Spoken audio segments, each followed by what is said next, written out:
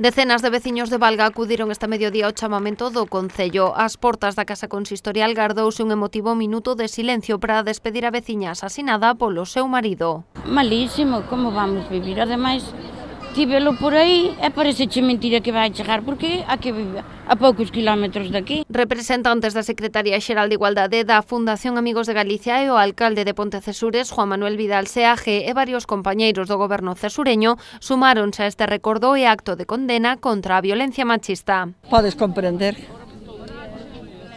é moi mala noticia, pero está así o mundo.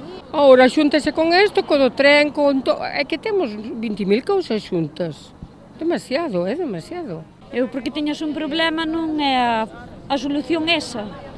A ver, todo mundo pode ter problemas, e todo mundo, uns terá os máis, outros terá os menos, pero non é a solución esa. Despois, alumnos e profesores do Instituto de Valga concentráronse no centro para condenar este asasinato e calquera forma de violencia sobre a muller.